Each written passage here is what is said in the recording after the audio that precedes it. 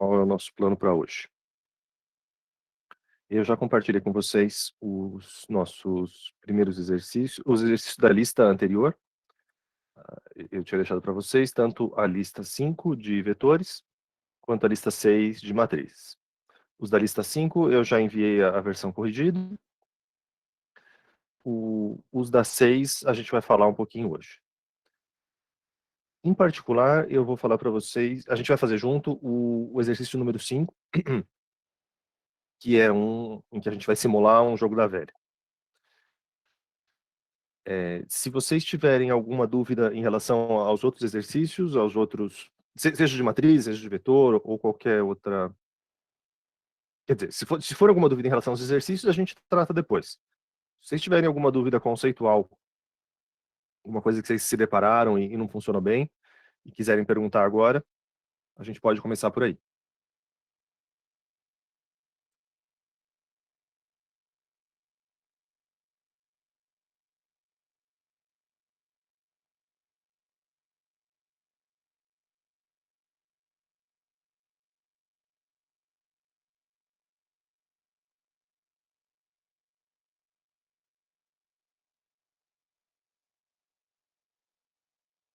Sem dúvidas, pelo visto? Ok. Bom, se tiver alguma dúvida depois em relação aos exercícios ou qualquer outra coisa que vocês queiram perguntar, por favor, interrompam e a gente vai tratando caso a caso. Deixa eu só abrir um arquivo aqui.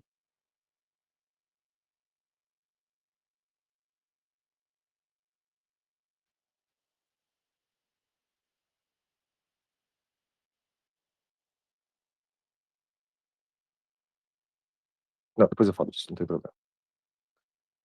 Bom, vamos ao nosso 5 de fato. A gente vai partir de um jogo da velha, quer dizer, primeiro só de um tabuleiro de jogo da velha, e aí o autor do livro foi simpático com a gente e já deu um pedacinho de código em que a gente pode escrever um tabuleiro na tela, e como é que a gente vai passar de uma representação de uma matriz de números, que é o que a gente está trabalhando até agora, por uma representação de um jogo da velha de verdade, uma representação com bolinha e xizinho. A gente vai fazer isso por meio dessa convenção entre o número 1 e o número 2. O número 0 é mais fácil, o 0 a gente vai considerar como o espaço vazio, como a célula não ocupada. E aí o 1 a gente vai codificar como o x e o 2 a gente vai codificar como a bolinha, que aqui está representada pela letra O. Então, a nossa função escreve tabuleiro é parecida com aquelas funções escreve matriz que a gente já fez anteriormente, no sentido de que ela varre todas as linhas, varre todas as colunas, só que ao invés da gente ter um printf de cada um dos elementos, a gente vai chamar essa outra função escreve elemento, que vai fazer essa tradução entre deixar um espaço vazio, entre trocar por um x ou trocar por uma letra O. E a gente também tem um pouquinho da grade do jogo da velha, né, para desenhar esses tracinhos e tentar deixar isso aqui um pouco mais bonitinho no sentido visual. A gente vai começar copiando e colando tudo que está aqui para ilustrar um outro problema que pode acontecer quando a gente copia e cola códigos de outros lugares.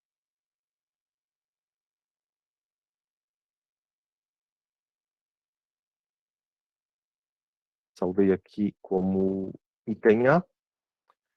E aí, na hora que eu colei, a primeira coisa que chama atenção é que a gente perdeu toda a indentação. Apesar de que aqui no PDF as coisas estavam mais bonitinhas, na hora que a gente cola, a gente perde a indentação. Não tem problema, vocês já sabem. Ctrl A para selecionar todo mundo, botão direito, Format Use a Style. Ok, recuperamos pelo menos a nossa indentação. A gente pode dar uns enters aqui para separar as partes principais do nosso programa. Então, a função main, os protótipos das funções, as funções de fato, escreve o tabuleiro inteiro, escreve cada um dos elementos. E se a gente rodar o programa desse jeito, a gente vai tentar escrever na tela esse tabuleiro. Então, a primeira linha é uma linha toda de uns, depois uma linha 202, com duas bolinhas. E por último, uma linha de 3 zeros. E aí os símbolos estão ok, mas os espaços não estão muito bons, né? Especialmente aqui a última linha não ficou muito boa. Isso acontece por conta do jeito que a gente dá esse printf. Qual é a lógica aqui? Quando é o jogador 1, isso aqui tem que ocupar 3 caracteres. Tem um caractere vazio, um espaço em branco, aí um caractere para o jogador e depois outro caractere vazio. Mesma coisa para o jogador 2. Só tem que ter 3 caracteres aqui ao todo. E aqui eu só tenho um caractere. Então o jeito da gente corrigir isso é a gente dar 2 espaços a mais aqui dentro. E aí você roda isso aqui de novo. Ele pelo menos vai estar mais alinhadinho. Vai continuar representando a mesma matriz, mas agora um pouquinho mais alinhado em relação a essas verticais.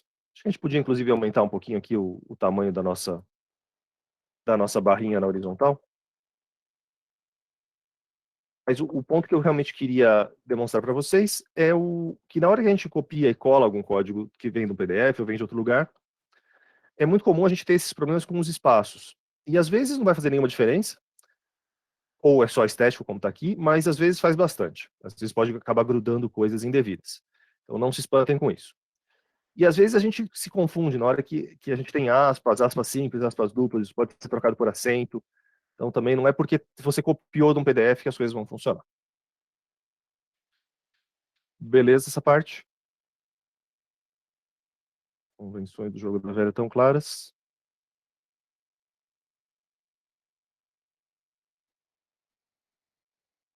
Ok. A gente agora vai, então, pensar no jogo em si. Quais são os elementos que tem que estar no meu jogo? Bom, eu preciso que um jogador faça o seu lance, que o outro jogador faça o lance dele, e eles vão se alternando nessa história de cada um fazer os lances, até completar o tabuleiro, até... Bom, ou completar o tabuleiro, porque o tabuleiro está completamente cheio de coisas, ou até que alguém ganhe, como está aqui, que fez uma linha inteira. Então, se a gente pensar na estrutura geral do nosso programa, a gente vai ter aqui na função main, a gente vai ter um grande loop while. A gente vai ter um while que vai continuar fazendo repetições até que alguma coisa aconteça, até que alguém ganhe ou até que o tabuleiro se complete. E lá dentro desse while, o que vai acontecer são ações alternadas de cada um dos jogadores fazendo seus lances. A gente vai usar funções para conseguir agrupar o nosso código, como sempre. Daria para fazer tudo na função main, mas não vale a pena. Assim como fica muito mais claro um programa em que a gente chama uma função, escreve tabuleiro, e aí você consegue, pelo nome da função, entender o que está acontecendo, é muito melhor do que se você tivesse que ler todos esses loops e tentar entender o que estava acontecendo aqui. As funções permitem compartimentalizar essas partes do programa. Então a gente vai ter que pensar em algumas funções para a gente trabalhar aqui. E aquela velha história de fazer uma coisa de cada vez. Então tudo bem que no final das contas eu vou querer um programa que simule o jogo inteiro. Mas a gente vai implementar pedacinho por pedacinho e testar pedacinho por pedacinho. Isso quer dizer que a gente vai começar simplesmente com a interação, e aqui com N mesmo, né, não iteração, interação com um jogador, com a participação de um jogador tentando colocar tentando fazer a sua jogada. E já que a gente não tem uma coisa muito gráfica aqui, já que não dá para o jogador clicar no nosso tabuleiro, a gente vai pedir para ele qual é o número da linha e qual é o número da coluna que ele gostaria de jogar. E aí pode acontecer alguns problemas. Ele pode colocar uma coisa que é inconsistente, no sentido de que ele pode colocar um número negativo ou um número maior do que a nossa matriz, e a gente vai ter que barrar isso. Ele pode querer preencher uma casinha que já está ocupada, e a gente também vai ter que barrar isso, para ele não poder apagar a jogada de outra pessoa. E só se nenhuma dessas coisas falhar, só se realmente ele escolher uma casinha que está vazia e que faz sentido, é que a gente vai poder permitir que ele continue. A gente vai fazer isso por meio de uma função, que eu vou chamar de jogador imputa, e aí nessa função a gente vai pedir as coordenadas do que o jogador quer fazer. O último conceito teórico que está aqui no enunciado para a gente se preocupar é que a gente vai pedir para o jogador, se o jogador digitar, por exemplo, 1, a gente vai interpretar como sendo, 1, a gente vai interpretar como sendo essa casinha aqui, esse primeiro X, porque é a primeira linha, a primeira coluna. 1, 2 seria esse segundo X, 1, 3 aqui. Ou seja, a gente vai fazer o jogador começar a contagem do número 1, apesar de que as matrizes em linguagem C começam do zero. Mas isso não é intuitivo para o ser humano. Então, sempre que você for fazer um programa, mesmo numa linguagem em que nos bastidores ela está começando do zero, é bom você tomar esse cuidado para que a pessoa não precise saber que a convenção da linguagem C é começar do zero. O óbvio para qualquer um é começar do 1, 1. E podia ter uma explicação, né? Que o 1, 1 é aqui é o primeiro da esquerda e de cima. Isso aqui, se fosse num país em algum lugar do Oriente em que o sentido da leitura é diferente, isso aqui poderia dar confusão. Mas para a gente ocidental, está fazendo sentido que o 1 seja esse. Tudo bem com o nosso plano, então, descrever uma função em que a pessoa vai imputar linha e coluna e a gente vai ver se isso faz sentido e só preencher se fizer sentido. Beleza? Vamos lá. E a gente, apesar de ter dois jogadores interagindo, a gente vai pensar primeiro só no jogador 1, o jogador que é representado pelo X. Então vai ser um lance do jogador 1. Depois a gente vai ver o que a gente faz quando for a vez do jogador 2. Vamos lá. Então eu vou criar uma função que eu quero que ela chame jogador imputa. Ela vai receber a matriz, né? Vai receber o tabuleiro que está nessa matriz M inteira. E que tipo que vai ser a minha função? Ela não precisa retornar nada, porque, lembrando para vocês que as matrizes são passadas por referência e não por valor, ou seja, é a própria matriz que entra na função. Então eu vou enviar para essa função todo o tabuleiro, e se houver alguma alteração lá dentro, já vai alterar a própria matriz. Então essa função jogador imputa vai ser do tipo void, que ela pede para o jogador as coordenadas de linha e coluna e tenta é, até que até que possa até que ele possa fazer seu lance. Não foi a melhor frase, eu peço perdão pela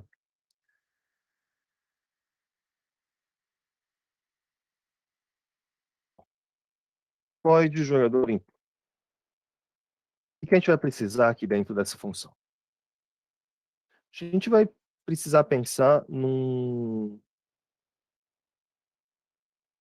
a gente vai precisar de variáveis para ler o valor da linha e da coluna. Então, certamente, a gente vai ter que ter uma linha e coluna, e a gente vai ter uma interação com o jogador. Digite as coordenadas de linha e coluna da sua jogada, e a gente vai ler o que ele estiver digitando. Eu vou ler os dois de uma vez só. Então, eu vou ler os dois, e eu vou colocar na linha e colocar na coluna. Só que a gente vai partir do pressuposto de que essa pessoa pode fazer besteira, que ela pode preencher alguma coisa errada. Então aqui é similar a outros exercícios que vocês já trataram essa questão. Se eu só fizer esse printf uma vez, eu não tenho uma repetição. Se a pessoa escolher alguma coisa errada, como é que eu vou pedir para ela fazer de novo esse input? Então, um jeito de resolver isso é a gente colocar isso aqui dentro de um while. Então, enquanto jogada aceitável for mentira, e aí a gente vai precisar de uma variável jogada aceitável, e a gente vai ter que inicializar essa variável jogada aceitável com zero, para garantir que a gente vai entrar no nosso while da primeira vez. Se a gente tem um while, a gente vai ter que abrir colchetes e fechar colchetes aqui no final. E aí tudo isso aqui tem que estar um nível para dentro, porque a gente tem que respeitar a indentação do nosso while. Então, enquanto a pessoa continuar fazendo besteira, a gente vai se repetir. Tudo bem?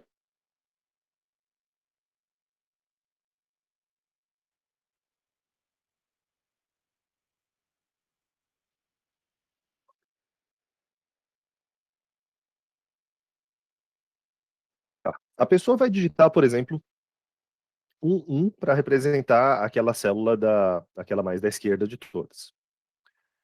Só que as nossas matrizes vão começar a contagem do zero. Um jeito que a gente pode fazer isso é a gente alterar o que a pessoa digitou. Apesar de ela ter digitado 1, a gente vai subtrair 1 da linha e subtrair 1 da coluna. Que aqui simplesmente é para que a gente comece a contagem do zero. Tá? Só para que a pessoa consiga conversar na linguagem dela e o nosso programa também funcione na linguagem em que ele faz mais sentido. Tá. Quais são os problemas que podem acontecer? Lembrando que a gente já descontou de zero, então a pessoa digitou 1, mas o nosso programa entendeu 00. Só que imagina que a pessoa tivesse digitado 0 de fato.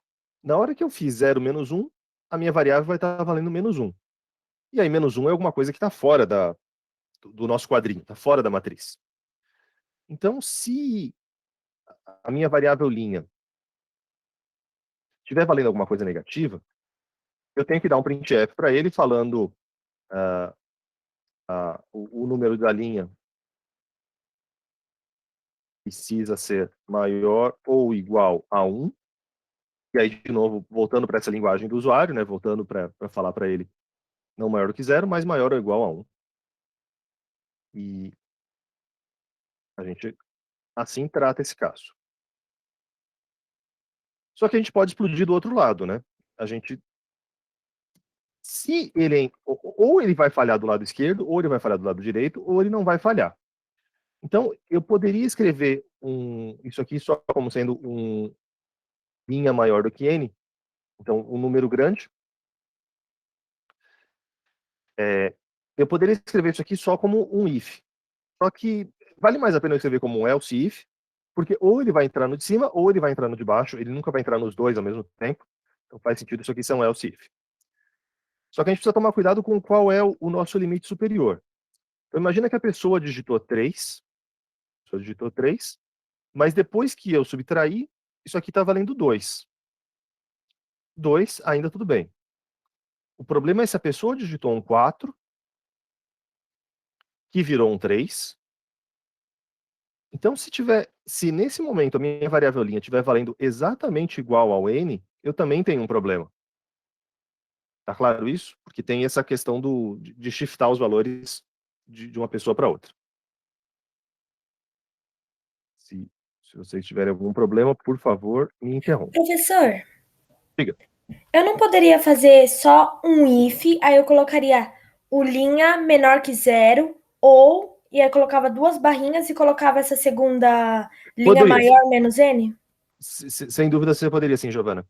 Tá bom, então. Aqui eu só estou querendo fazer em duas coisas separadas para a gente dar mensagens mais informativas para o usuário.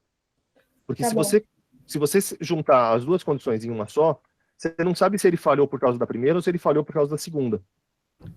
E aí você poderia dizer genérico para ele, o número precisa ser entre 1 e n. Você poderia partir desse jeito.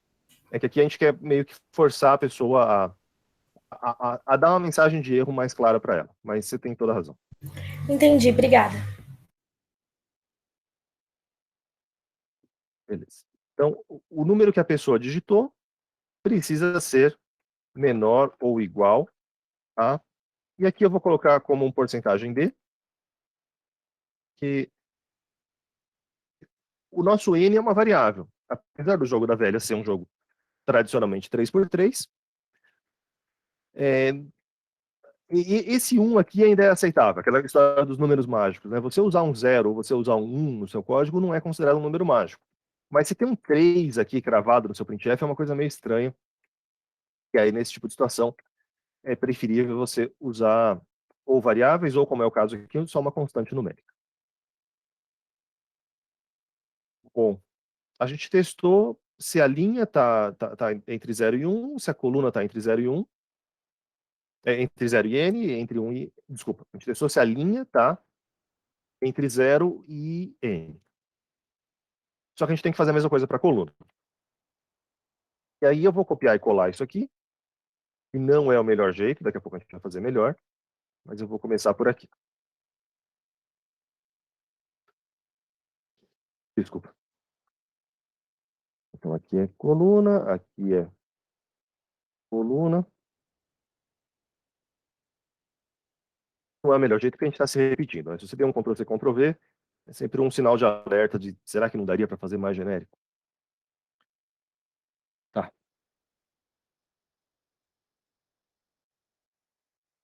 Muito bem. Até aqui, a gente está só conversando com o usuário. Mas a gente não... Quando é que a gente vai ter que se repetir ou não vai ter que se repetir? Esses ifs todos aqui, eles não estão alterando nenhuma variável, então eles não estão ajudando a gente a tomar uma decisão do que a gente vai fazer na sequência. Uma forma possível é eu criar uma variável int erro. O que eu vou fazer com essa variável erro? Eu vou inicializar erro com 1, eu vou colocar o valor 1. Cada uma dessas situações em que está acontecendo um erro, eu vou colocar erro igual a 1. De novo, eu podia ter vários erros aqui, erro linha menor, erro linha maior, mas aqui eu estou usando só uma variável para representar qualquer um dos erros. Tudo isso para fazer somente no caso em que o erro estiver valendo 0, é que eu vou tentar colocar realmente alterar o valor da minha matriz. Essa variável erro não é estritamente necessária. Você podia fazer tudo um grande if dentro do outro. Então, se ele passou no teste da linha, da linha C até 0, você faz o teste da linha C grande. Se ele passou, você faz o teste da coluna C pequena, depois o teste da coluna C grande. Só que, se você vai fazendo tudo isso, e aí lá dentro do final você vai colocar, se ele passou em todos os testes, você vai tentar imputar de verdade, a legibilidade fica pior porque você vai ter muita coisa encadeada e fica mais difícil de você saber se ele realmente passou em todos os testes. Aqui é uma questão mais visual, você conseguir enxergar o seu código. Tá? Se não teve nenhum erro nas posições,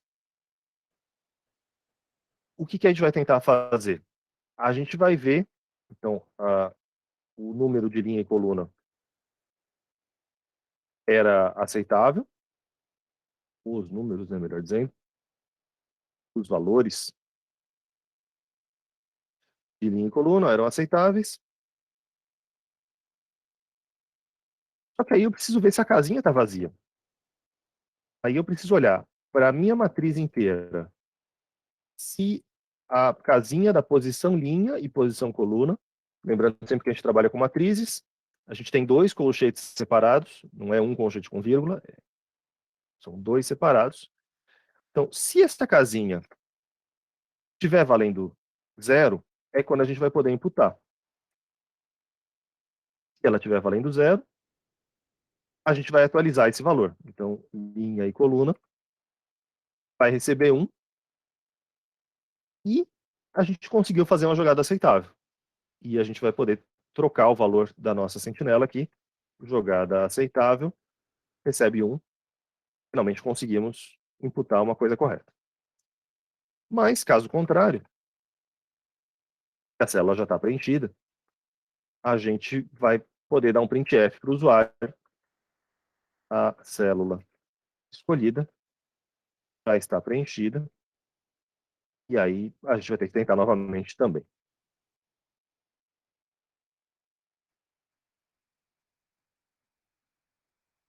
Beleza?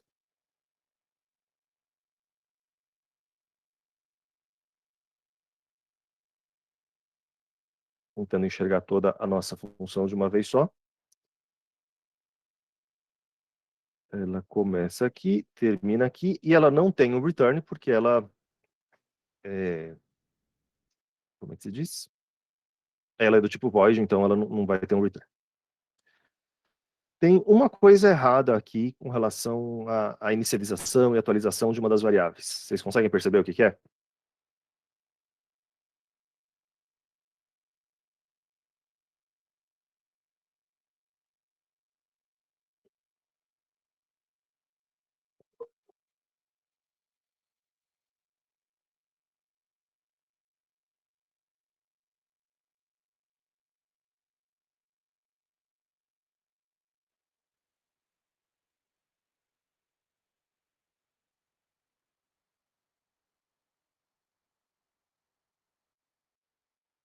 Supõe que a pessoa digitou da primeira vez, ela escolheu o número de linha menos 10.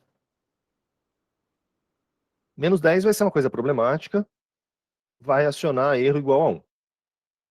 Vai acionar erro igual a 1, a gente não vai entrar nesse if, não tem como tentar preencher aquela célula. Então a gente vai fechar aqui, a gente vai repetir esse while. E aí a gente vai pedir para a pessoa digitar de novo. E aí ela vai usar um pouco mais de bom senso e vai escolher a célula 22, a célula do meio. Célula 22, ela vai passar em todos esses testes, beleza? Só que a variável erro vai continuar valendo 1, porque ela valia 1 da iteração anterior. Então, nesse tipo de loop, a gente tem que tomar um certo cuidado de que essa definição que o erro vale 0, ela tem que estar aqui. Bom, podia estar na primeira linha, ela tem que estar antes desses ifs. Podia estar aqui antes desse printf, mas ela tem que estar aqui nesse começo da função. Por quê? É como se eu estivesse recomeçando de novo. Então, o usuário digitou novos valores de linha e coluna, a princípio não tem nenhum erro no que ele digitou. É só depois que eu fizer os testes que eu vou descobrir se teve um erro ou não. Tá? Esse é sempre um erro comum, essas inicializações. O que tem que inicializar fora do loop, o que eu tenho que reinicializar a cada vez. Sempre tomar cuidado com isso. Tudo bem?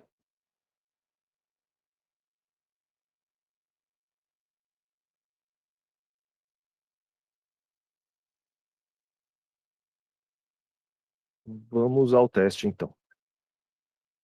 Bom, primeiro teste bem bobo, porque eu não chamei a minha função jogador input, eu só rodei o programa como estava antes, e aí a gente não vai fazer nada.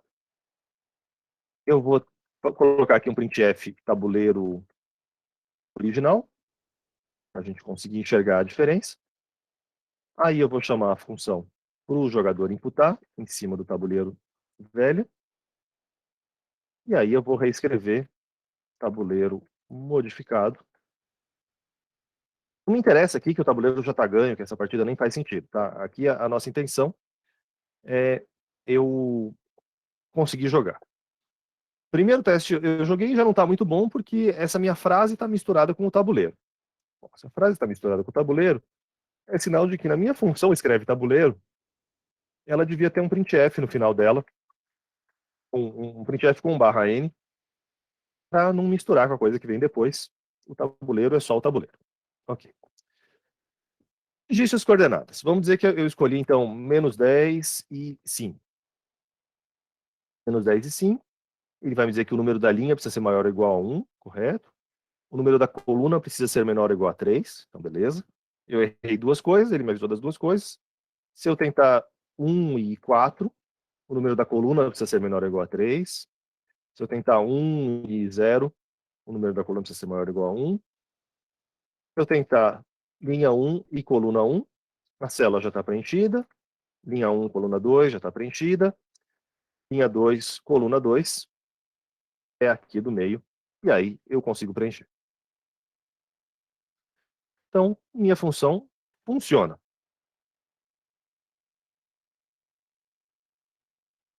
Como é que a gente pode fazer ela melhor?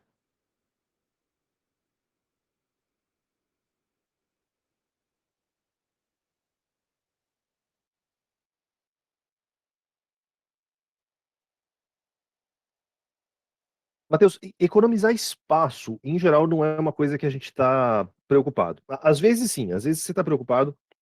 Quando você programa, por exemplo, em Arduino. Arduino é uma plaquinha de chip super pequena e você tem pouco espaço físico para guardar o seu código. Quando o pessoal programava jogo nos anos 80, você tinha nada de memória para guardar o seu jogo. Então você tinha que ter uma preocupação dessa de economizar espaço. Hoje em dia não é uma boa prática você tentar economizar espaço. A gente tende a escrever programas que sejam mais legíveis, mesmo que eles tenham um maior número de variáveis ou um maior número de linhas. A gente está preocupado mais com a manutenção no longo prazo do programa do que com a economia de espaço.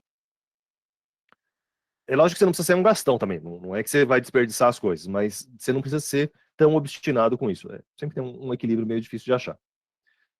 E eu não quis juntar as duas coisas porque elas são validações diferentes. Se você escreve um if que é muito complicado, um if que tem um teste e outro teste, ou outro teste, fica difícil de você saber qual falhou, fica difícil de você modificar alguma coisa. porque fica tudo muito acoplado. A ideia de fazer desse jeito é você desacoplar os testes e fazer um teste de cada vez. Então, daria, em termos de sintaxe, daria, mas não é a melhor prática. A gente vai mexer um pouquinho aqui, sim, nessa questão desses ifs e else, mas é por um caminho um pouquinho diferente. A gente vai trocar isso aqui por alguma função. Eu vou criar uma nova função. Eu vou chamar ela, deixa eu ver como é que eu chamei.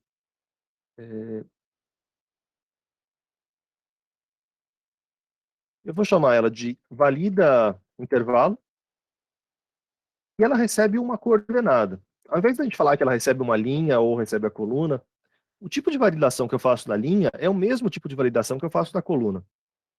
Então eu posso tratar isso aqui de uma forma genérica, como coordenada, seja na direção 1, seja na direção 2, e fazer os mesmos testes das duas direções.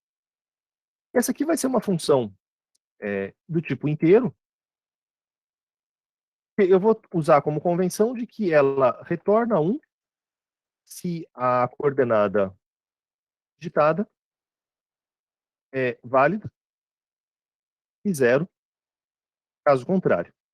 Então, sempre que a gente tem essas coisas de retornar 1 ou retornar 0, é meio delicado se você está falando do caso positivo, do caso negativo. Então, usem os comentários para isso, para não se perderem muito. E aí, o que eu vou extrair do meu código principal? Eu vou extrair esse pedaço todo aqui, esse teste das linhas que eu fazia aqui, eu vou jogar isso aqui para dentro da função. E ficou mal indentado, porque eu copiei e colei, mas é só a gente selecionar tudo, botão direito, Format Use Style, e aí temos o nosso código melhor indentado. Só que aqui eu troquei, eu estou falando de uma coordenada genérica. E aí, se eu estou falando de uma coordenada genérica, eu não vou mais poder falar o número da linha, né? Porque eu não sei se isso aqui é uma linha ou se é uma coluna. Então eu vou ter que trocar isso aqui para as coordenadas precisam ser maiores ou iguais a 1, para fazer um pouco mais genérico. E eu vou ter uma variável erro aqui dentro. Eu vou continuar salvando se acontecer um erro de um lado, se acontecer um erro do outro. Só porque aqui eu não vou mudar a estrutura. Daria de novo para fazer isso aqui com um if só, um if composto, certamente daria. E aí, algo parecido aqui. As coordenadas precisam ser menores ou iguais a tananã, e eu fazendo a conta com a minha coordenada. E aí, se erro vale 1, se erro vale 1, quer dizer que aconteceu um erro. Quer dizer que eu não tive um bom retorno. Então, eu vou retornar 0, no sentido de que teve uma coisa errada. E, caso contrário, eu vou retornar 1. Lembrando que a gente precisa inicializar a variável erro, porque vai que eu não inicializo, e por algum acaso, o valor que o meu programa escolher, na hora que ele for rodar, ele pega qualquer lixo da memória, vai que ele pegou um lixo da memória que é exatamente igual a 1. Ele poderia estar retornando 0, mesmo passando nos dois testes, mesmo não entrando nesses ifs. Então a gente assume que não tem nenhum erro, se tiver um erro a gente troca, e a gente vai retornar 0 ou 1, conforme for o caso.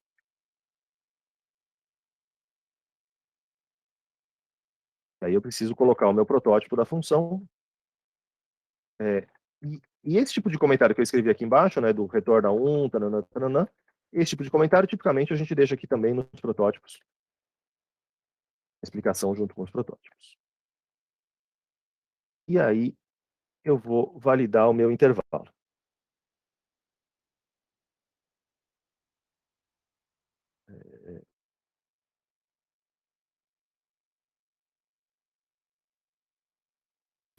Professor, esse Oi, Giovana. if e esse else não podiam ser apagados? Esse da coluna, né? É. Isso. A gente vai fazer isso exatamente agora. Eu vou só escrever primeiro o primeiro teste aqui eu vou chamar essa função, e aí eu vou trocar o if e o else da coluna, porque é exatamente isso que a gente está tentando extrair, que a gente está tentando jogar fora. Entendi. Eu vou tentar, então, validar o intervalo com relação à minha linha. E aí eu preciso salvar esse resultado em algum lugar. E eu vou salvar isso aqui numa variável linha aceitável, porque a linha pode ser aceitável, a coluna pode ser aceitável, as duas coisas podem dar problemas independentemente. Então, além do jogado aceitável, eu vou precisar de novas variáveis, linha aceitável e coluna aceitável. E aí, o meu linha aceitável é isso aqui. E o meu coluna aceitável vai ser a validação do intervalo, baseado na coluna.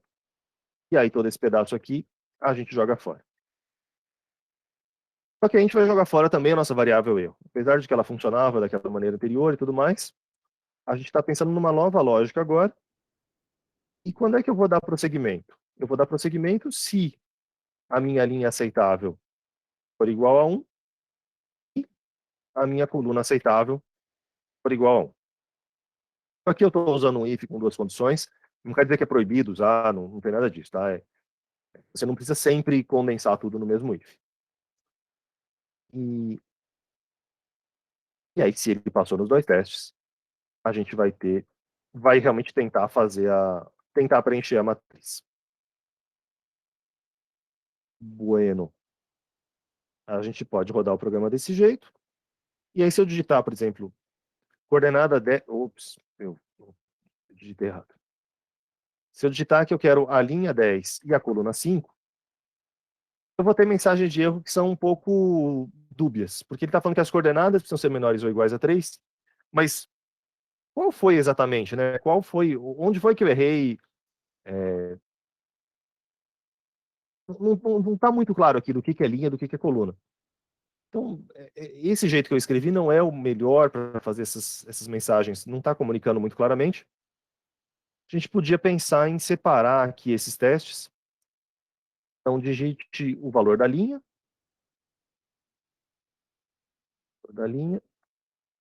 sou jogado, e a gente vai ler só o valor da linha. A gente vai ter que fazer a linha ser menor do que 0, como sempre. A gente vai ver se a linha for aceitável, e somente se a linha for aceitável, que eu vou fazer a mesma coisa para o... Coisa parecida, melhor dizendo, né? Só quando eu passar nesse teste é que eu vou fazer, digite o valor da coluna, sem caps, coluna. Então isso aqui é para fazer só fazer o teste da coluna. Se ele digitou uma linha, ok. Então, se ele digitou 10, ele vai ficar preso aqui no loop da minha linha até que ele passe. É um jeito possível. Eu escrevi if linha aceitável somente. Eu não escrevi linha aceitável igual a 1. Isso aqui é uma sintaxe que de vez em quando vocês vão encontrar por aí, nessas variáveis que eu só quero que continue quando ela estiver valendo 1. Os testes booleanos na linguagem C, os testes de verdadeiro ou falso, eles são testes de 0 ou 1. E então, às vezes a gente pode escrever desse jeito. Eu podia escrever isso aqui, se linha aceitável e coluna aceitável. Então, se o valor da linha está bom e o valor da coluna está bom, eu vou dar prosseguimento. Beleza com essa reformulação? Não, professor, eu não entendi, porque não precisa colocar o igual a 1.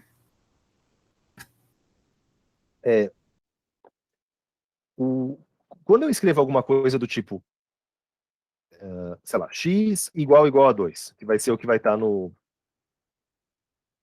Se eu tivesse um if x igual a 2, o que a linguagem C faz? Na hora que ela for tentar fazer essa comparação, x igual a 2,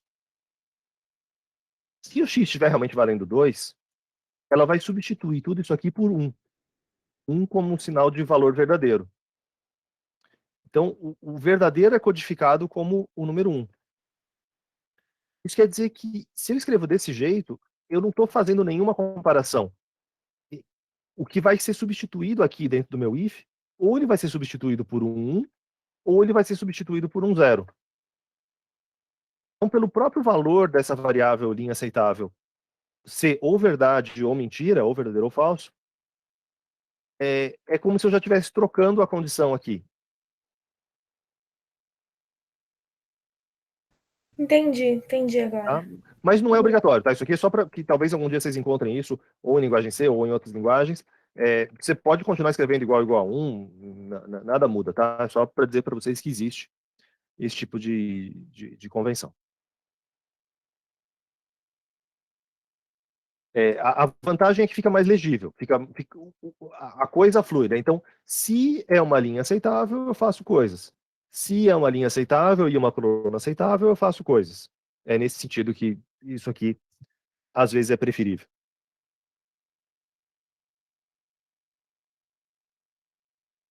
Tá. A gente podia fazer alguma coisa parecida também, de extrair uma função em relação a essa parte aqui. Eu não vou fazer por questão de tempo, a gente gostaria mais de seguir adiante. Mas o que eu queria demonstrar com essa primeira parte para vocês é que às vezes a gente começa escrevendo um programa e você não sabe exatamente quais são as funções que você vai precisar. E você depois pode extrair, você pode olhar o seu código e falar, meu código poderia ser melhor se eu estivesse usando uma função, porque ele fica menos repetitivo. Agora, a minha função está menorzinha. Eu consigo já bater o olho nesse loop inteiro aqui e enxergar o que está acontecendo.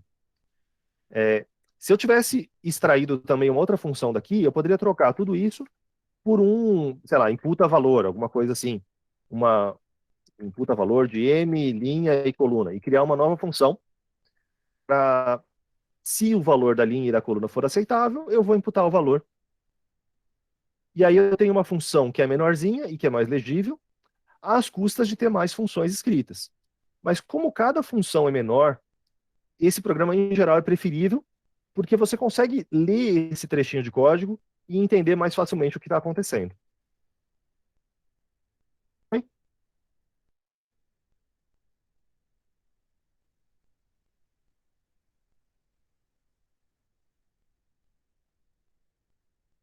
Seguimos em frente, seguimos para as validações da. Ah, faltou uma coisa importante. É, eu vou querer que os dois jogadores façam seus lances, né? Que os dois façam alguma coisa. E aí, um erro muito comum das pessoas é falar: eu fiz essa função que faz todo o input, faz todas as validações e os inputs para o que o jogador 1 está fazendo. Quando for a vez do jogador 2, eu vou copiar e colar essa função, vou renomear ela de jogador 2 imputa, e aí vai ser, ao invés de eu preencher com o valor 1, eu vou preencher com o valor 2. De novo, a sintaxe estaria correta, mas não é a melhor prática. Por que você vai repetir toda uma função se é só um valorzinho que eu estou trocando? Seria muito melhor a gente ter um outro parâmetro, uma outra variável para controlar isso. E aí essa variável jogador, ou ela vale 1 ou ela vale 2. E aí dessa forma eu consigo usar a mesma função para fazer o x e para fazer a bolinha, conforme o uso que eu der para essa função. Então, se eu quiser fazer jogador imputa mais com o número 2, jogador 2, eu preciso trocar o preâmbulo dela aqui também, jogador imputa, int jogador. E aí o meu jogador 2, é a vez do jogador 2, ele vai fazer bolinha. E essa é a magia das funções, é generalizar para você não se repetir. Ok. Vamos agora criar uma função verifica vitória. Isso aqui é bem parecido com o exercício que já está na nossa playlist do jogo de bingo. A gente vai fazer alguma coisa parecida. Só que aqui a gente tem dois jogadores, né? Então, se tiver uma linha inteira, uma coluna inteira ou uma diagonal com uns, o jogador 1 ganhou. Se for com 2, o jogador ganhou. E se for com 0, ninguém ganhou naquele tabuleiro. Então, a gente vai ter uma função int verifica vitória, que recebe o tabuleiro, recebe a matriz, e ela retorna 1 se o jogador 1 ganhou, 2 se o jogador 2 ganhou, e 0 caso contrário. minha função verifica a vitória. Ela vai ter algumas partes que são meio repetidas. A gente vai precisar de variáveis i e j, variáveis contadoras, para percorrer linhas e colunas, como sempre. Percorrer linhas e colunas. E o que eu vou querer olhar nas minhas linhas e colunas? Se o... deixa eu tentar rabiscar para vocês qual que é a lógica que a gente pode pensar aqui. Um erro muito comum também dos iniciantes nessa hora é querer fazer meio na força bruta. É querer fazer alguma coisa do tipo, se o M00 for igual ao M01 e isso aqui for igual ao M02, ou seja, eu estou olhando para toda a primeira linha, as diferentes colunas da primeira linha. Se isso aqui for igual também ao M00, quer dizer que os três são iguais, então quer dizer que deu certo. Tudo bem, isso aqui funciona, mas não é uma boa prática, porque você vai ter que escrever uma infinidade de ifs para percorrer todas as linhas, percorrer todas as colunas. E é super comum a gente ter o que a gente chama de ilusão de ótica. É você não enxergar que um número foi digitado errado. Até você achar um erro num programa desse, você ia ficar meio maluco. Então, não façam desse jeito força bruta. A gente vai pensar em escrever um loop para a nossa matriz. O que está acontecendo aqui?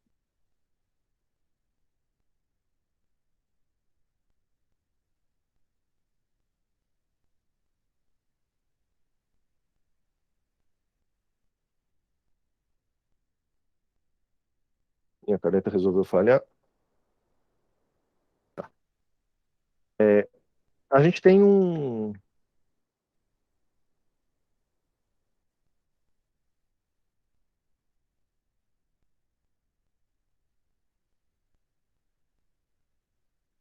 A gente tem o nosso grid, né? A gente tem o nosso tabuleiro 3x3. Tá. Eu quero ver se uma linha inteira é igual. Então, para ver se a minha linha inteira é igual, eu vou fazer um loop nas colunas, para ir andando nas colunas, e ver se todo mundo é igual. Só que eu vou ter que repetir o mesmo loop para todas as linhas. Então, isso quer dizer que eu vou ter que fazer um loop for, e começando em 0, percorrendo todas as linhas. Só que em cada uma das linhas, eu vou querer comparar um elemento com o próximo, um elemento com o próximo. E aí, esse aqui, ele não tem um próximo. Isso quer dizer que o meu loop das colunas, J começa em 0, mas o J para uma coluna antes. O J para n-1, porque eu não gostaria que... eu não quero que... Eu não quero comparar com o próximo. Talvez se eu escrever aqui o meu if vai ficar mais claro. Qual é a comparação que eu estou fazendo? Eu quero comparar o linha I, coluna J, com o vizinho do lado dele. O vizinho, eu quero ver se eles são diferentes em relação ao MI, J mais 1. Então, como tem um J mais 1 aqui, como eu estou olhando para o vizinho da direita, se o meu J já estiver na última coluna, eu vou estar comparando com alguma coisa fora. Então é por isso que o meu J para uma coluna antes. Tudo bem em relação à definição desse loop?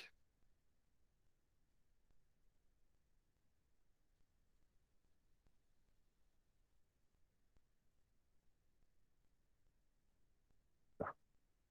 Então, aqui o que a gente está procurando é para ver se a linha tem todos os valores iguais. Como é que eu chamei ela? Eu tinha chamado de linha igual. Então, se a linha tem todos os valores iguais, a gente admite inicialmente que ela tem todos os valores iguais, mas qual se eu definir ela aqui, eu estou definindo só uma vez. Então, a primeira estratégia que você podia pensar era isso. Eu encontrei uma coisa diferente, então aqui eu sei que a minha linha igual é mentira. Tá. E aí eu gostaria de trabalhar, depois que eu terminasse esse esforço, trabalhar com a minha linha igual. Qual é o problema? É parecido com aquele que a gente tinha em relação ao erro anteriormente. Cada linha é uma nova história. Então, não faz sentido eu inicializar a linha igual aqui fora do loop for. Eu tenho que inicializar para cada linha, eu vou admitir, antes de olhar, admitindo que ela é igual. Admitindo que todos os elementos são iguais. E aí, se eu encontrei uma coisa diferente, tá, aquela linha não foi uma linha vencedora. Se eu cheguei aqui, e tem que ser aqui, porque aqui eu terminei o meu for j, eu terminei de olhar todas as colunas, mas eu ainda estou dentro do for i, então eu estou em uma linha i específica, e aquela linha i específica foi toda igual. Então eu poderia pensar que se a linha igual aqui nesse momento estiver valendo 1, eu vou retornar alguma coisa. Eu sei que alguém ganhou, tá? Porque é o caso em que a minha primeira linha aqui, esse é igual a esse, o segundo é igual ao terceiro, então eu poderia pensar que alguém ganhou. E quem ganhou? Ganhou o jogador X, ganhou o jogador número 1. E aí, para eu retornar que ganhou o jogador número 1, eu posso retornar o elemento M e J. Aí vai ser sempre o mesmo retorno, independente de ser o jogador 1 ou o jogador 2, é aquele jogador que tinha a casinha ali, que era o jogador que marcou aquelas casinhas. Tudo bem com esse princípio?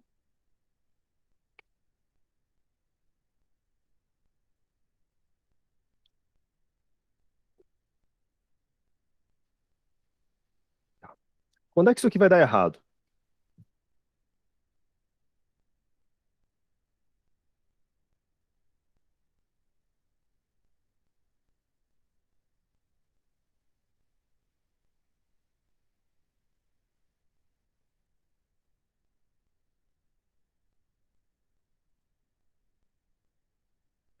Imagina que a primeira linha é uma linha toda de zeros. Se é uma linha toda de zeros, 0 é igual a 0? É. 0 é igual a 0? É. Linha é igual, ficou valendo 1? Ficou valendo 1, porque todo mundo é igual. E aí ele me retornaria 0, porque é uma linha toda de zeros.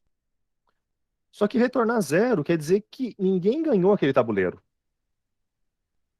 Ou seja, se a primeira linha fosse toda de zeros e alguém ganhou o tabuleiro por qualquer outra combinação, sei lá, uma linha aqui embaixo, o meu verifica a vitória já ia retornar 0, porque ele encontrou uma linha toda igual e toda igual a 0. E iria dizer que ninguém ganhou, quando na verdade alguém ganhou. Então a gente tem que tomar um pequeno cuidado nesse caso aqui, que a linha tem que ser toda igual e o elemento principal, o elemento que a gente está comparando, né, o M e J, ele tem que ser diferente de 0. Ok?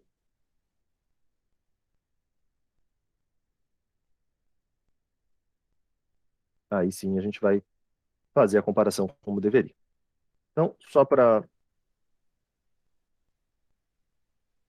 a gente pode já chamar a nossa função. Então, eu vou comentar aqui as nossas rotinas de escrever o tabuleiro. Eu vou comentar elas. Eu vou chamar, eu vou criar uma variável int alguém ganhou. E aí, alguém ganhou, recebe, verifica a vitória do meu tabuleiro. E eu vou modificar o tabuleiro na mão, só para ilustrar para vocês como é que a gente testa essas coisas enquanto está fazendo, para ter certeza que está tudo bem. Alguém ganhou. Então não precisa ser o jogo inteiro. Eu vou construir o tabuleiro na mão e ver se alguém ganhou. De novo meu programa. Alguém vencedor igual a 6.400 e tananã. Não era exatamente o que eu estava pensando.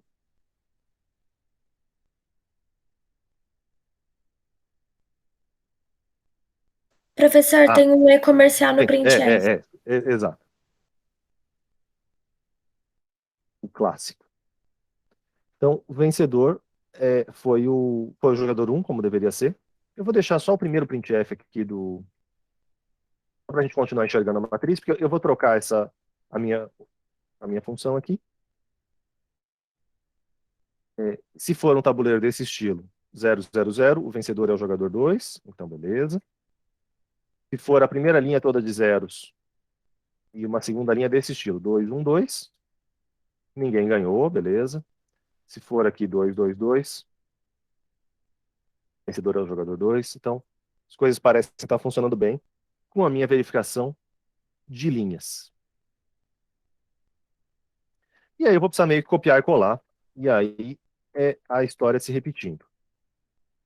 Eu vou copiar e colar isso aqui para fazer validações nas colunas. Então, coluna igual.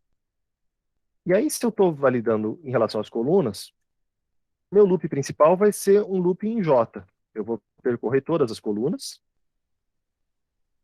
E aí, em relação às linhas, é que eu vou parar uma linha antes. E aí, quem é que eu estou comparando? Eu vou estar sempre comparando... Bom, eu não defini essa variável coluna igual.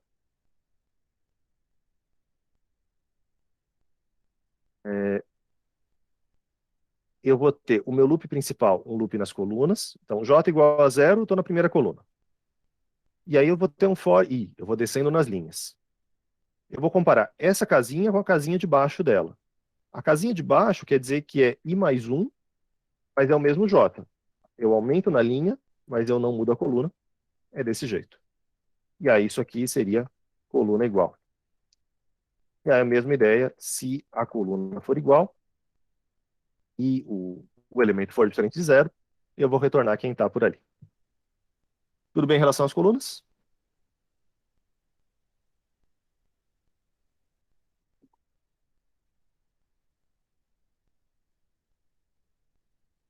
Só que eu tenho as diagonais também, né?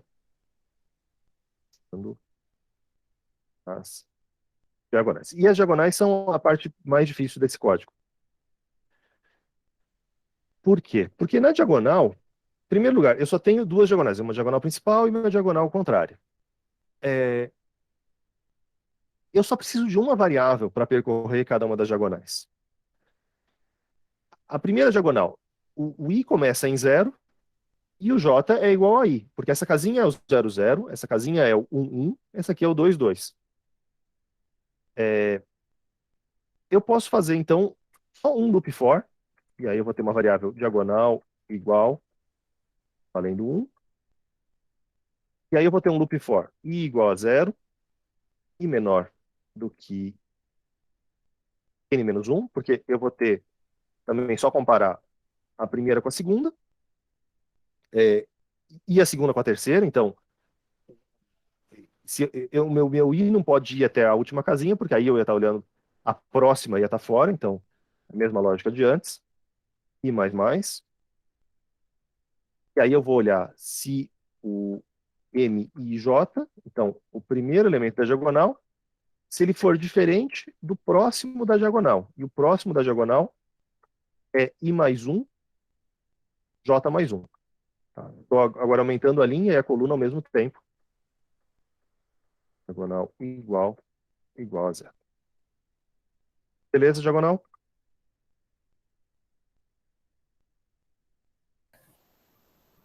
A inicialização da diagonal não deveria estar dentro do for?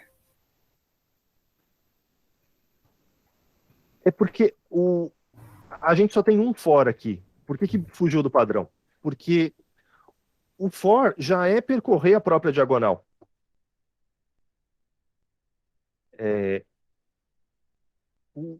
Aqui eu ainda não comecei a olhar nada da diagonal.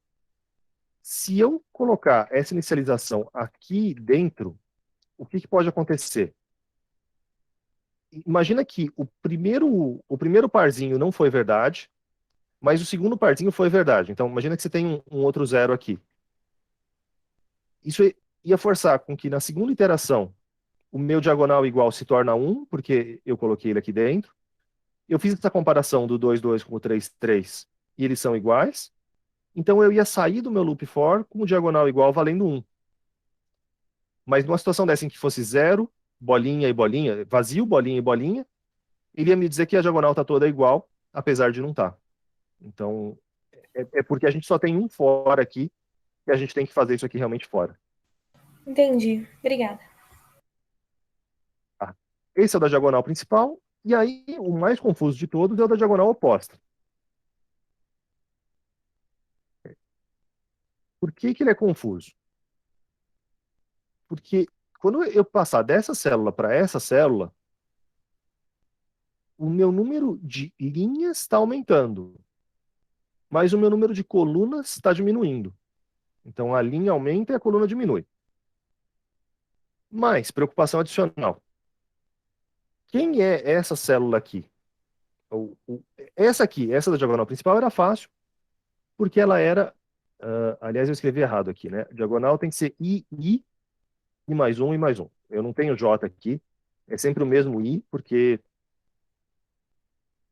É, isso. É sempre o mesmo J, porque as duas coisas estão amarradas, né? O número da linha é igual ao número da coluna. Esse carinha aqui, ele é linha 0 mais coluna 2. Ou seja, coluna N menos 1. Faz sentido? O primeiro de todos seria o N menos 1. Só que, conforme o meu I for percorrendo, esse número vai diminuindo. Então, isso aqui seria N menos 1 menos I. Lógico, quando o I vale 0, isso aqui não vai fazer nada. O I vale 0, eu vou estar falando da casinha M02. Quando o meu I estiver valendo 1, vai ser o 1, 3 menos 2. Então, 1, 1 é a casinha do meio. E como é que eu comparo com aquele que está uma linha para baixo? Então, uma linha para baixo é I mais uma coluna para a esquerda. Então, o J vai ser menor ainda. O J vai ser N menos 2 menos I. Esse aqui é o da diagonal oposta. Faz sentido isso para vocês?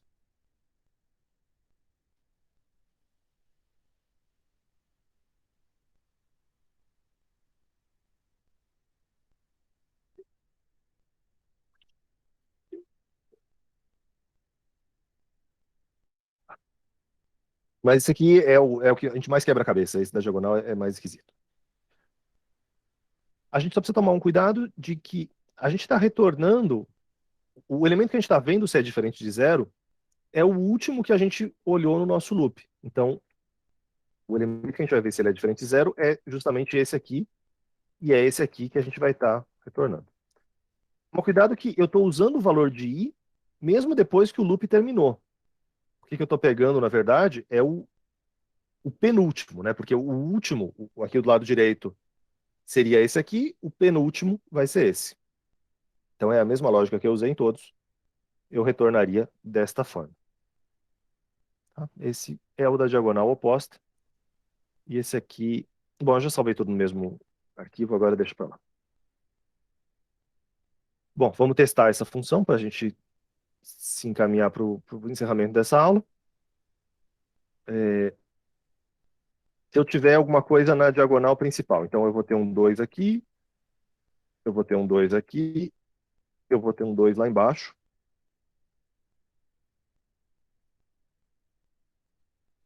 Eu não declarei a minha variável diagonal igual. Diagonal igual. Então, desse jeito, o vencedor é o jogador 2. Muito bem. Se eu apagar o carinha do meio, aí ninguém ganhou. O vencedor é 0, beleza. Se eu colocar na diagonal oposta, então aqui tem um 1, aqui tem um 1, aqui tem um 1. Desse jeito, o vencedor é o jogador número 1. Então, a minha função verifica vitória está construída. Qual é, novamente, o problema da minha função verifica vitória? Aqui, de novo, um problema de estilo e não um problema de sintaxe. Porque a gente acabou de testar, ela funcionou. Mas o que está acontecendo? Ela é repetitiva, né? Ela tem muitas coisas acontecendo de um jeito mais ou menos igual. A gente podia usar a mesma estratégia de antes, de extrair funções. A gente podia extrair tudo isso aqui e fazer uma função que valida linha, uma função que valida coluna, uma função que valida diagonal, uma função que valida diagonal oposta. E se a gente caminhasse desse jeito, a gente ia ter uma... Eu vou abrir aqui o que já estava pronto. A nossa função verifica a vitória, a gente consegue fazer uma coisa muito menor, muito mais legível. Então, eu vou ver se a linha... eu vou olhar para essa linha igual e ver, tudo bem, todos os elementos dela são iguais, mas eles são iguais a zero ou não? Porque aqui eu estou retornando o valor do MJ, então eu vou retornar se todo mundo é zero ou se é todo mundo jogador um, todo mundo jogador 2. E aí uma função desse estilo, a gente conseguiria, em primeiro lugar, a gente consegue enxergar ela na tela toda de uma vez, o que é um bom sinal e um indício de que a gente consegue entender o que ela está fazendo.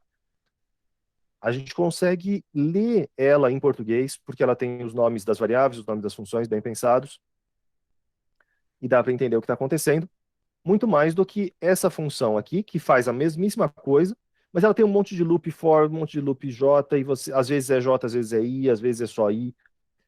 Aqui, de novo, aquele fenômeno da ilusão de ótica, de você bater o olho e não enxergar direito o que está acontecendo.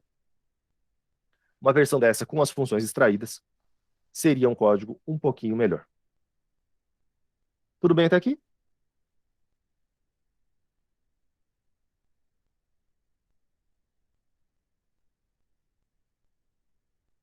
Tá bom. O último item eu não vou nem fazer, a gente já está com o horário no limite. O último item seria fazer o jogo de verdade. Eu vou só abrir o que eu já tinha feito anteriormente para mostrar para vocês uma coisa interessante. E aí a gente encerra. Vocês, claro, podem terminar, mas ele não tem nada de muito diferente do que a gente já viu anteriormente. Eu vou ter um loop que vai se repetir até o tabuleiro ficar cheio. E aí, a cada jogador, o jogador 1 faz a sua jogada, eu tenho um contador de jogadas. Eu verifico se o jogador 1 ganhou, e aqui eu estou usando o comando break, que é um comando que eu não usei muitas vezes nesse curso, mas nesse caso ele funciona bem, porque se o jogador 1 ganhou, eu não vou dar a vez para o jogador 2. O jogador 1 ganhou, a partida acabou, então faz sentido eu ter um break aqui. O break faz com que a gente saia do loop, e o jogador 1 ganhou, a partida acabou.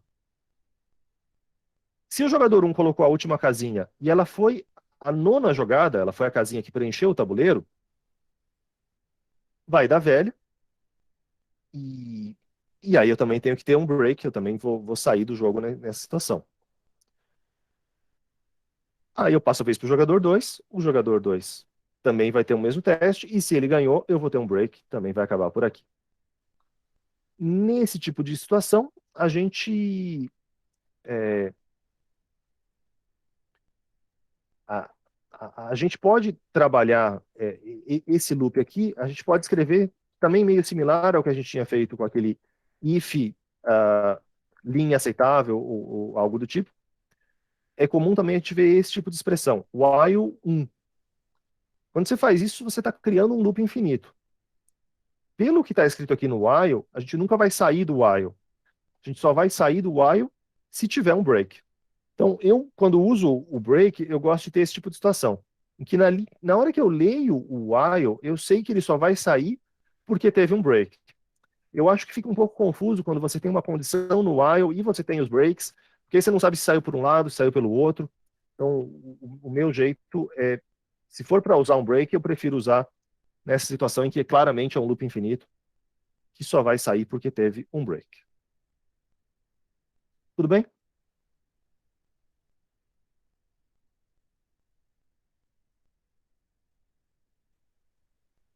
É, é bastante coisa, Lorena, não é fácil mesmo, não. Aqui, por isso que eu quis fazer isso aqui com vocês. Eu vou deixar, lógico, todos os códigos depois.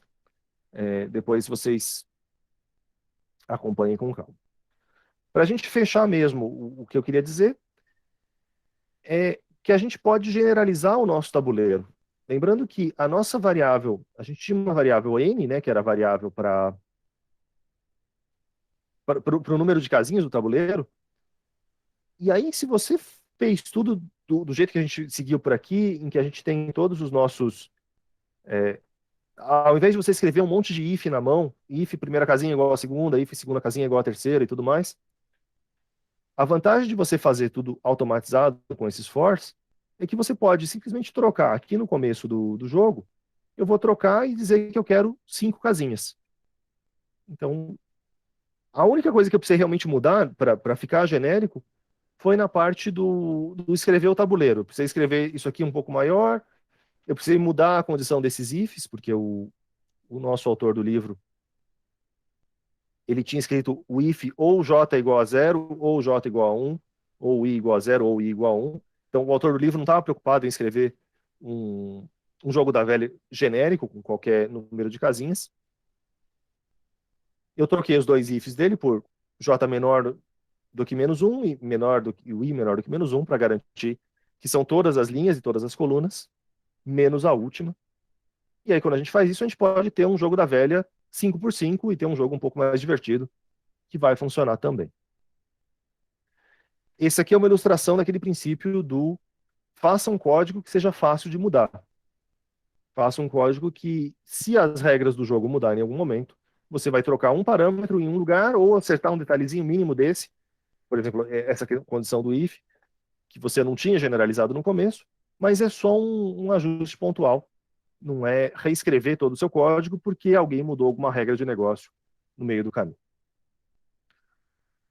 Bom, eu vou deixar para vocês disponibilizado esse último, o item C final, que é o que eu tinha feito anteriormente. E aí ele tem as funçõezinhas, quebrando em funçõezinhas para verificar vitória, verificar linha e tudo mais. Então o código que eu vou disponibilizar não é exatamente o que a gente escreveu aqui na aula, mas é o mesmo princípio, tá? Eu tentei seguir o mais parecido possível. Isso é o que eu tinha para falar. O que vocês têm de dúvida?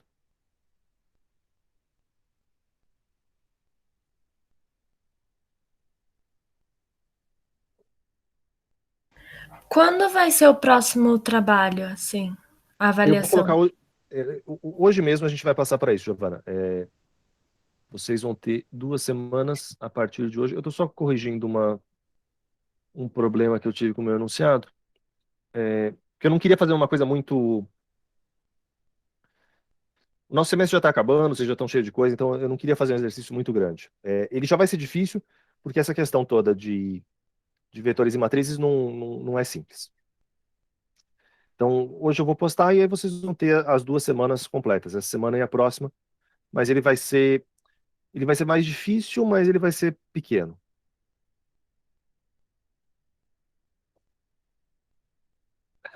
Não, Lorena, fica tranquilo, a gente ainda tem 2 avaliações. E o que a gente vai fazer é que essa parte de caracteres strings, que já está... Os vídeos já estão gravados, vocês podem assistir isso aqui, mas a gente não vai fazer nenhuma aula específica disso, tá? A gente vai, pelo que deu para sentir, vocês estão batendo cabeça nessa questão de matrizes, e as matrizes são mais importantes do que lidar com caracteres strings, então fica a recomendação, eu vou depois colocar no Classroom. Por os caracteres strings, eu vou passar os vídeos para vocês, isso aqui fica como opcional, mas o trabalho 3 e o trabalho 4 vão ser os dois sobre matrizes dessa parte final do curso. Tá? Acho que dá para ajudar um pouco. Matheus, eu tinha pedido para vocês assistirem um pouco da questão de ordenação, porque, de novo, a ordenação também entra no mesmo balaio aqui dos caracteres strings. Nesses semestres de pandemia, a gente está com menos aulas, então a gente não vai conseguir fazer muito exercício a respeito daquilo. A gente vai lidar um pouco, no exercício tem um pouco a ver com essa questão da ordenação, então eu pedi para vocês assistirem para dar uma inspirada. A gente não vai fazer nenhum exercício a mais, além dos vídeos que estão lá, a gente não vai fazer nenhum exercício a mais. Mas é um tópico bem importante para o futuro. Vocês têm que saber que existe esses algoritmos de ordenação, apesar de que a gente está vendo aqui os mais simplesões do mundo. Professor, Diga, Giovana. aula passada o senhor tinha falado de dar uma recomendação, assim.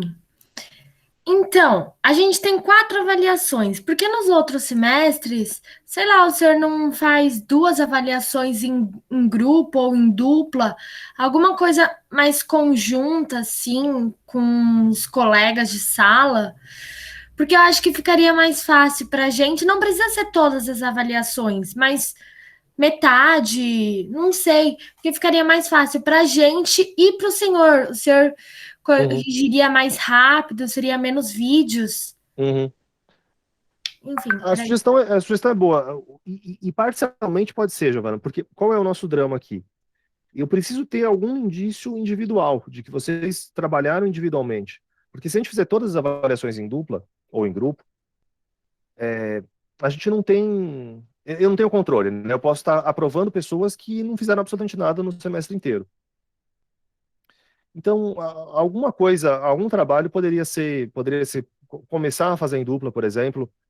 As primeiras avaliações poderiam ser em dupla e terminar individual. Poderia ser é uma boa sugestão, sim, gostei. Então tá bom, era isso. Tá. Lorena, infelizmente é difícil, tá? Não dá pra gente dourar a pílula aqui. Eu vi tava lendo as recomendações, os comentários de vocês do nosso questionário de avaliação, e aí tem gente dizendo, não, isso aqui é muito difícil, isso aqui não é matéria de primeiro ano, não dá para seguir. E é difícil, mas é matéria de primeiro ano. Infelizmente, é uma barreira que vocês vão ter que transpor, e o único jeito é batendo cabeça, é se debruçando nos exercícios, é fazendo, é errando, não tem um caminho fácil, não dá para mentir, tem que ter um esforço, e, e aí cada um vai encontrar o seu caminho, vai ter gente com mais facilidade, cada um tem que fazer essa parte pessoal. Eu vi também no questionário de vocês, tinha uma coisa do número de horas que cada um trabalhou, né? Então tem gente que trabalha uma quantidade absurda de horas, mas a maioria da classe não chegou nem em 4 horas de trabalho por semana. 4 horas seria o nosso tempo de aula, né? Se a gente está fazendo uma mais uma, né? 1 hora de vídeo, mais 1 hora presencial. Então, se a gente tivesse um semestre presencial, vocês iam ter que estar trabalhando 8 horas, né, nessa matéria, né? 4 em sala de aula e 4 fora. É mais ou menos esse o esforço mínimo que precisa para conseguir acompanhar, porque não é só assistir o meu videozinho e tudo fez sentido. Não é mesmo. Tá, mas vamos. Agora, de novo, é uma fase de acomodação, como aconteceu já em outros pontos da matéria. Tem uma primeira fase mais difícil, que é ser apresentado a um monte de coisa nova, e aí tem a aclimatação disso. Agora é essa segunda etapa de aclimatação, de vocês se debruçarem, fazerem os exercícios, e aí a gente vai tirando dúvida. Na semana que vem é só o plantão. Se precisar mais de um dia, a gente faz outros plantões para conseguir atender todo mundo. Mas eu não queria mudar as datas das avaliações, eu queria realmente deixar 2 avaliações, que era para vocês terem a chance de errar, vocês poderem fazer sem muita pressão, ao invés de juntar tudo em uma só e passa ou não passa, é melhor a gente fazer em 2 avaliações e a gente vai corrigindo e acertando aos pouquinhos. Tudo bem?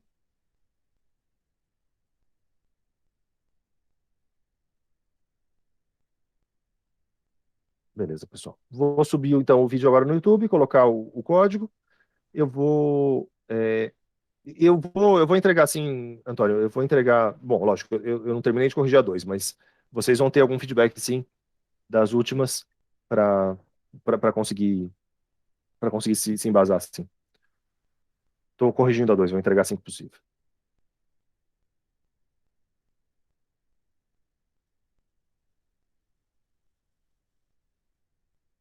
Maravilha.